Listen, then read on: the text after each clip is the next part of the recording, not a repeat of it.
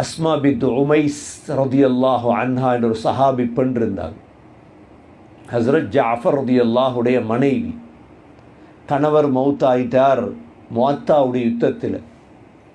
சொல்கிறாங்க, அஸ்மா பின்த் உமைஸ் ரதியல்லாஹு அன் அல்லமனி ரசூலுல்லாஹி ஸல்லல்லாஹு அலைஹி வஸல்லம் இந்தல் கர்பி கலிமாத்தின் அகூலுஹுன்ன.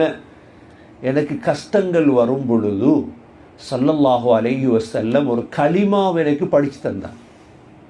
அந்த கலிமாவை ஓதிவா உன் கஷ்டம் போகும். என்ன கலிமா? அல்லாஹு அல்லாஹு ரப்பி லா உஷ்ரிகு பிஹி ஷைஆ.